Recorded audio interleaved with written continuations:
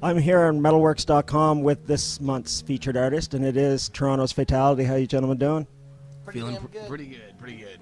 Just got finished with a kick-ass set, and I must say that's probably one of the best covers of War Pigs I've ever fucking heard. Got some good footage of it. So how's the East Coast tour going so far? It's been really good. It's been fun. It's been a while since we've been out to the East Coast, so it's been the crowd response for us coming back has been pretty nice. All the shows have been pretty swell. It's good times, good turnouts, good bands. Yeah. You guys have had some pretty good times down here because you had some pretty favorable things to say. I'd seen in your press release about coming to the East Coast. Well, yeah, because I always picture the East Coast as being more of like a working class, kind of work hard and play harder kind of a place, which, that kind of our work ethic and our, what we stand for is very similar to what I think the East Coast stands for. And we're from Toronto, which is kind of on the east side anyways, so, it all makes sense. And I could do this every week if I could. I feel like a rock star coming down to the East Coast because, everyone's happy to see us, and it's the winter time, so, everyone's very appreciative that we make the effort to freeze our asses off and play these shows, but we do it again in a heartbeat. Right on. Now, when you guys first booked the tour, did you realize that you were going to end up doing a house party tonight? Because it was originally supposed to be in a hall. Yeah, originally, we were supposed to do it at a venue, and when we got the news that it was being moved to a sort of like a house venue and that it was going to be kind of like a house party, we were actually pretty stoked. I mean, we kind of grew up playing in punk houses and DIY spots and doing pretty greasy shows, and they're always tons of fun. So when we found out that we were gonna be doing a house party on a Friday night in Nova Scotia, we were like, fucking right. And a great turnout, and it turned out to be a kick-ass show from start to finish. Yeah, all the bands tonight have been awesome. Everyone's super cool. There's not a single asshole here. So it's been like... Well, I'm sure there's got to be somebody, but that maybe didn't show his true colors, Well, I mean, I guess there's maybe one asshole at least, but I mean, there hasn't really been any issues tonight, which usually at a house party there's at least one situation that goes down that you're kind of like, ah. We had a couple of people flying into our instruments and stuff, which that's like expected almost. Yeah, like judge not lest ye be judged. But I caught a microphone right in the mouth tonight, and as a dude, you know what I mean. You get that. Your first instinct is to get angry. What the? Fuck it. You just kind of got to go with it. We had a great time. Okay, so let's talk about the actual music. Last year you released Psychonaut, and musically, how was it different from your previous releases? Well, the first record we wrote when we were fairly young. I mean, we wrote that when we were between the ages of 14 and 19 or so. So, that record, it's a pretty young sounding record. When we started doing the music for Psychonaut, we had grown up a little bit, but also we'd grown as musicians, not just as people. So the writing process and the writing style was a little bit, more mature is an easy way to describe it, but it was just, there's more going on, a lot more influences that we were toying around with and different kind of sounds and feels. So, it's a more complex sounding record overall. The first record, we recorded it ourselves actually, and we had a party house, much like this, people running around, and that's why we're so comfortable in this environment because that's where we grew up, right? And then the second album, that was like our masterpiece. We went to a studio, we sat, at the board, and the big time. Yeah, we were doing the thing, as it's known. You know what I mean? I guess that's all I had to say about that.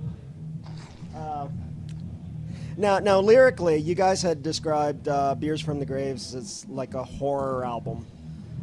How is the lyrics now? I mean, it's still dark, but are you guys like tackling some different stuff?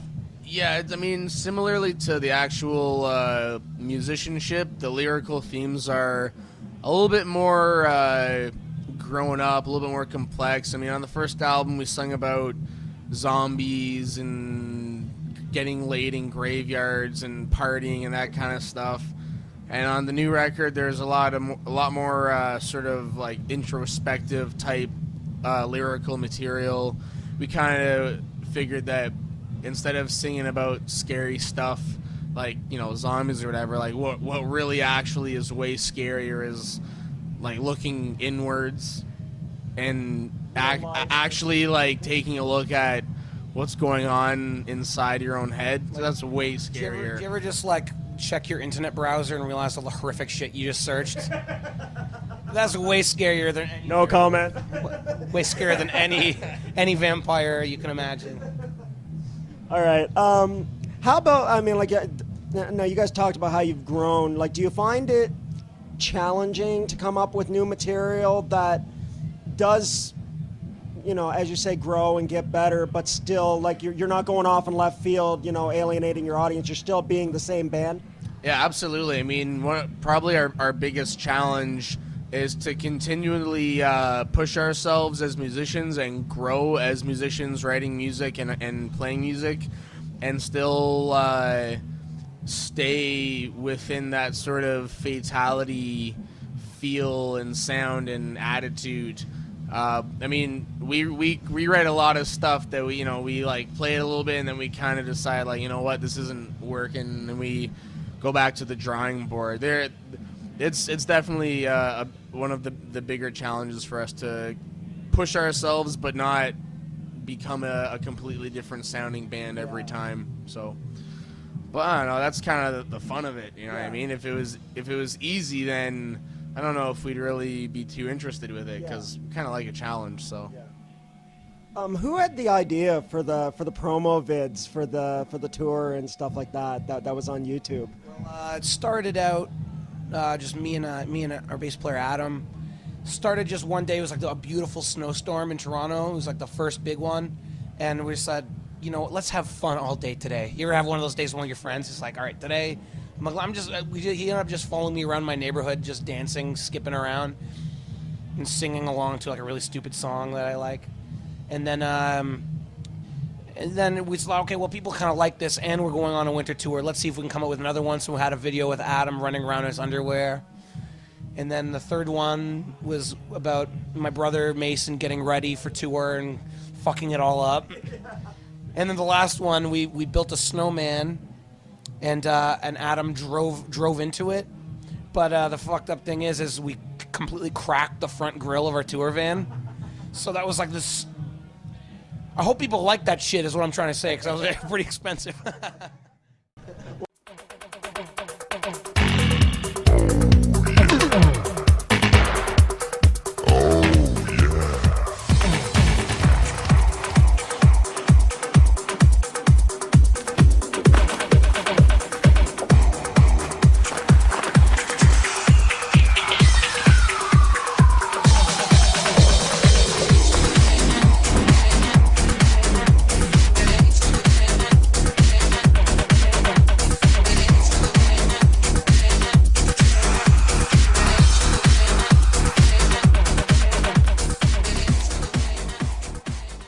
Into that. Well, I mean, it was definitely a cool idea, and not a lot of bands will go through, especially multiple ones. We've always tried to do, like, there's so many things that bands like us can do it costs us nothing unless you crack, you do some property damage. But we do. We have a blog, we have a podcast, we have all these free mediums that people can just kind of check out what we're about and who we are as people, not only just the music that we write.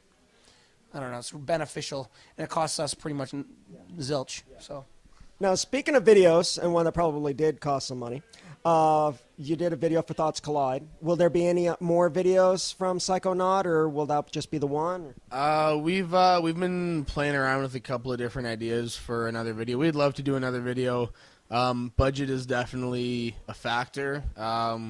We might be doing a live video. We have a show coming up in Toronto that we're trying to figure it out if we can make it work. I'm not gonna say which song it will be, but yeah, we're definitely trying to do another video for off of Psychonaut. So, right on. Now you guys have done some pretty sweet tours too. I mean, you tour with Municipal Waste, Exodus. I mean, those are some pretty big names just in the thrash scene right there. Any highlights? Like any favorite tours, or were they all good? Well, I mean, we didn't actually tour with those bands. We were local support for them in Toronto. But I mean, we've done tours with other bands before for a string of dates, and it's always a good time. We recently did a 2-month-long tour in the States, and we had a band from California called Zombie Holocaust with us for about a month. And I mean, we got along really well with those guys, so it was kind of a treat to tour with a band that you basically like. I mean, we shared a van, so there was about 10 of us in the van, and we're all really good friends. So it was kind of just like a big rolling party. That's definitely a highlight for me, at least touring. It's it's kind of an adventure that you get to go on with a bunch of really good people. So yeah, I'm trying to think of any band. That was pretty much the only band that we really took on a number of dates with, was the Zombie Holocaust guys. Like the Municipal Waste show, all one-offs. Probably the best, my favorite show that we ever did was probably with Exodus in Toronto, and that was off the hook. But yeah, just check out Zombie Holocaust. They're a great thrash from the Bay Area. Any dream tours, like if you could do a tour, or more one-offs that there would be like, that would be the ultimate thing if they came through and you guys opened? Yeah, I mean, whenever we have the opportunity to play with a really well-known band, it's always great. But if I had like my dream choice of show or tour, I would love to do like an international tour, whether we're opening for a bigger name or doing our own thing. I'd love to go and tour around Asia and Europe and go overseas and all that kind of stuff. Slayer. Speaking of Exodus, I mean, like the Slayer Exodus thing might become a common thing over the next year or so, I think, anyways. How about any funny road stories, aside from Adam running around in his underwear, and he actually played a little bit in his underwear tonight? Any funny road stories that... Yeah, one time we were driving through the Midwest, and our drummer Mason pipes up from the back, so he woken up from a nap, and was just like, guys, I need to go to the washroom right now. So we're driving through the Midwest. We see a gas station maybe every 30 minutes to an hour. So we're like, okay, we'll pull over as soon as we can. The first place that we ended up pulling over, and happened to be like a giant country farm fair. So first off, when we get there, Mason runs to the washroom and it's closed for cleaning. So he was kind of like, oh shit, what do I do? Anyways, he got to the washroom, took care of business, and the rest of us were left to wander around in this country market fair, and they just had samples of all the best food that we've been eating dog shit pretty much for almost 2 months straight at that point. And all of a sudden I was like, oh, try these fresh grown peaches, try all these salsas and sauces, and try all this food. So we just kind of walked around and snacked for an hour while Mason was in the washroom fucking letting his bowels exodus. That was, I think he asked for a funny story. That was more like a convoluted, boring fucking tale. I was kind of waiting for you guys having to go to the bathroom and it was closed for cleaning or something. I got a fucking bathroom story that will make Peaches over here fucking wet his pants. So we're fucking driving down, this is in Quebec, and the Quebec roads are always fucked because it's all unionized. So what the guys will do, it's actually pretty badass. They'll get these huge contracts to fix all the roads, and then they'll put up a zillion pylons, and they'll be like, all right, we're going on strike until you give us more money. And then so that the roads are all fucked, half done, right? And it's all in French. We have nowhere we're going. We had our friend Richard with us in the back. He's going, I gotta go to the bathroom so bad right now. Pull over. I said, Richard, I'm not pulling over if my dick was on fire. Okay, I'm lost. I'm trying to figure. I'm stressed out. So he takes a leak into a Tim Hortons cup, passes it up to Adam, who's in the shotgun seat. Says, throw it out the window.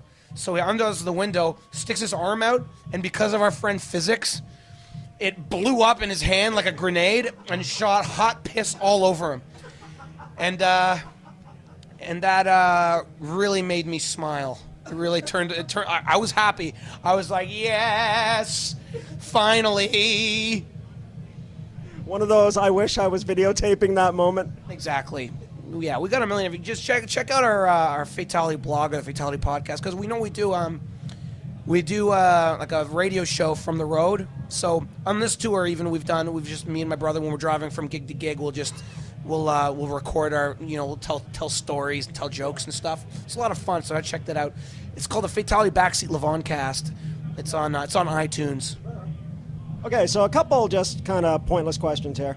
Who in the band can drink the most? Definitely not me. I think it's my brother Mason. Yeah, it's either you or Mason. Mason can go through some volume. See, I get drunker. Yeah, that's a good point. I You get way drunker, and by drunker I mean you become more of an asshole. But Mason will drink more volume, and then he'll just. My face. You ever see someone's faces just crumble when they're just like. I just turn to a Muppet when I'm drunk. Just fucking droopy dog. Right on. How about most embarrassing moment while playing live? Ooh. Well, I mean, Adam was in his Speedo tonight, so that was embarrassing for the rest of us. He seemed to be pretty fucking pleased with himself about that one. I don't know. Picking on Adam tonight. I puked all over the place. I puked all over the place in Toronto at Sneaky D's once, and but I tried. I kind of felt like, holy shit, I'm gonna hurl. So I just kind of went behind my amp and just like I threw up all over everyone's cables. And I don't know, like it wasn't too embarrassing. I felt way better after I did that, to be honest with you. All right, final one. This is kind of, I don't know if you're going to pick on Adam again, but who is the most likely to be left at a gas stop? Actually, well, not even because I pick on him, but Adam, because you'll find in every band, when there's always one dude who takes the longest to do anything, whether it's waking up in the morning, getting ready to go, when you go and get gas, take a piss, and everyone goes and gets a snack, whatever. There's always one dude who's the last to come back to the van. I don't know why, but it's always Adam. He's always the last dude, therefore the most likely to get left behind. Yeah. Also, we don't really like him very much, so there's that too. I say enough with the Adam bashing. I think he's a great guy, but he is slow as fuck. I will tell you. He's not slow on the bass, I'll say that. I was really impressed. Anyway, so if you haven't checked out Psychonaut, definitely pick that up or check it out somehow, borrow it, do whatever you got to do to get it, and check out their blogs and their videos and stuff like that. So, Mettalworx, Fatality.